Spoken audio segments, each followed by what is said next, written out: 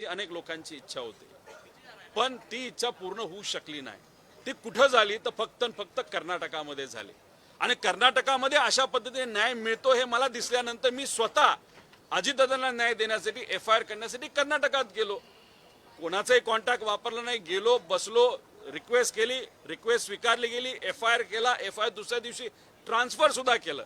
म्हणजे तिथं FIR स्वीकारला, पण इन्व्हेस्टिगेशनसाठी हा महाराष्ट्राला तो कर्नाटकाला पाठवलेला आहे. त्यामुळे आता हा महाराष्ट्र पोलीस यंत्रणेचा तो एक भाग झालेला आहे. बस याच्यात वेगळं काय नाही. त्यामुळे याच्यात राजकारण कुणी केलेलं नाही. महाराष्ट्राचं नाव खराब त्या ठिकाणी करण्याचा प्रयत्न कुणी केला नाही.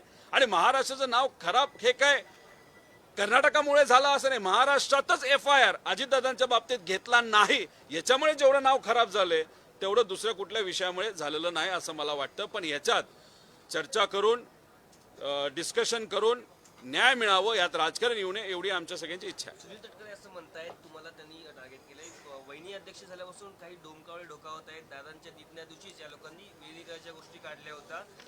महाविकास आघाडीचे जेव्हा स्नेहभोजन झालं तेव्हा हे महाभाग गेले देखील नाहीत. यांनी काय सांगावं, हे मला टार्गेट करतायत. काय काय काय परत महाविकास आघाडी जेव्हा स्नेहभोजन होतं तेव्हा हे महाभाग गेलेले नाहीयेत. महाविकास आघाडी कधी स्नेह होतं? आता 2 दिवसापूर्वी झालं ना वायबीला. अरे सुनील तटकरे साहेब, तुम्हाला मला एवढंच सांगायचंय, तुम्ही माझ्याबद्दल जर बोलत असाल आणि परवा महाविकास आघाडीचं जेवण होतं त्या जेवणाबद्दल जर तुम्ही बोलत असाल तर तेव्हा मी कर्नाटकात होतो, मी बँगलोरमध्ये होतो. अजितदादांबद्दल FIR महाराष्ट्रात ज्याच्यात तुम्ही सत्तेत आहात या महाराष्ट्रामध्ये FIR होत नव्हता, म्हणून मी कर्नाटकात 1000-2000 किलोमीटर जाऊन तिथं FIR करत होतो. तिथं असल्यामुळे मला इथं जेवायला कसं येता येईल? आणि मी काय VSRचं विमान वापरत नाही की आज इकडं की उद्या तिकडं. त्यामुळे उगाच काहीतरी पतंग उडवत बसला आणि माझं नाव घेऊन बोला ना, महाभाग वगैरे असले कशाला. मी डायरेक्ट बोलतो, सुनील तटकरे आणि प्रफुल्ल पटेल हे अजितदादांचा पक्ष ताब्यात घेण्याचा प्रयत्न त्या ठिकाणी करत. मी डायरेक्ट बोलतो, त्यांच्यात हिंमत नाही का बोलायला, उगाच हवेत गोळ्या मारत बसलेत. त्यामुळे मी जेवायला का नाही गेलो हे आता या ठिकाणी मी आपल्या सर्वांना सांगितलं. तुम्ही सत्तेत असून दादांचं इन्व्हेस्टिगेशन योग्य पद्धतीने व्हावं यासाठी तुम्ही काय केलंय?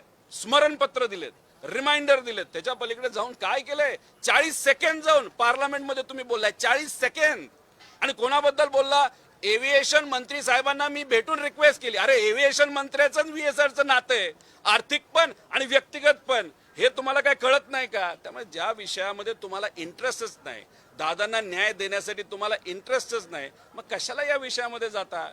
उद्या जर कुठल्या बोंधूबाबाली सांगितलं मग कुठं काय केलं तर ती वेगळी गोष्ट. पण त्यांचा आणि बोंधूबाबाचा विषय, आमचा विषय दादांबद्दलचा आहे, महाराष्ट्राच्या स्वाभिमानाचा आहे. आणि महाराष्ट्राची जनता मागते की दादांना न्याय मिळाला पाहिजे. यासाठी आम्ही जो काय करायचा असेल तो प्रयत्न त्या ठिकाणी केलेला आहे आणि उद्या जाऊन करणार सुद्धा आहोत.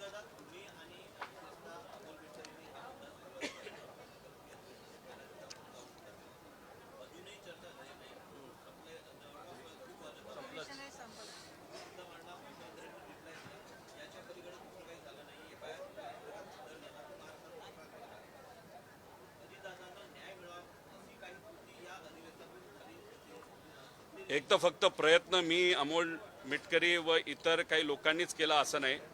महाराष्ट्रामध्ये असणारे तुमच्यासारखे जे सर्व प्रेसचे लोक आहेत, मीडियाचे लोक, यांनी सुद्धा ताकद दिली.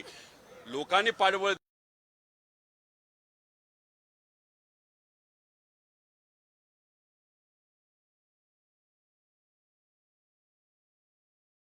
असतो तर मग काय झालं असतं?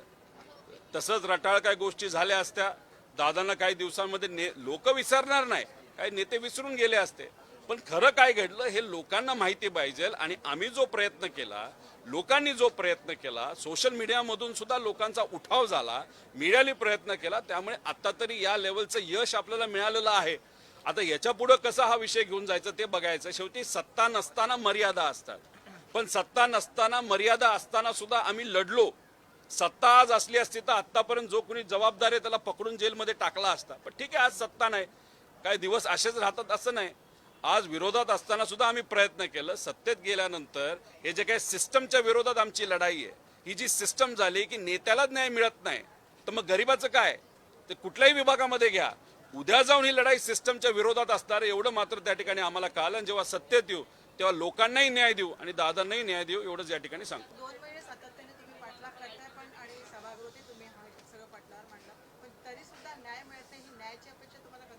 आज रिप्लाय मिळाला, उत्तर मिळालं.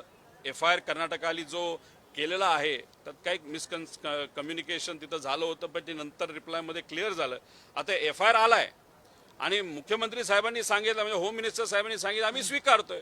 विषय तसा संपलेला आहे. त्यामुळे जे करायचं होतं आम्ही केलेलं आहे. ठीक आहे, विरोधात असल्यामुळे काही गोष्टी तुम्हाला लवकर होताना दिसत नाही, पण विरोधात असताना सुद्धा या लेवलपर्यंत पोहोचणं तसं सोपं नाही. त्यामुळे आम्ही या लेवलला पोहोचलेलो आहे. अजून पुढे जात असताना अजून कसं काय करता येईल, काय अजून नवीन मुद्दे घेऊन दादांना न्याय देण्यासाठी तो जे पुराव्याच्या माध्यमातून CID नाही तर CBI जे जे काय लोकांना तिथं द्यावं लागेल ते आम्ही माहिती त्यांना त्या ठिकाणी देऊ.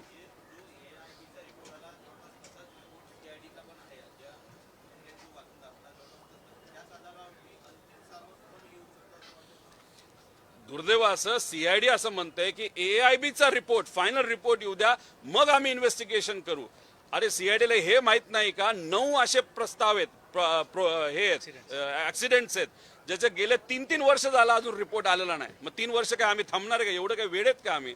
त्यामुळे AIB काही केलं निवांत बसेल असं जर AIBला वाटत असेल तर ते वेगळ्याच दुनियामध्ये आहे. आणि CIDला मला सांगायचंय, AIBच्या रिपोर्टसाठी तुम्हाला थांबायचं कारण नाही, कारण की AIB वेगळ्या दृष्टिकोनातून त्या ठिकाणी तपास करते, टेक्निकल, आणि तुम्ही क्रिमिनल अँगल बघणार आहात. त्यामुळे क्रिमिनल अँगलला AIB साठी थांबायचं कारण काय? CID काहीतरी फालतू उत्तर देत आहे.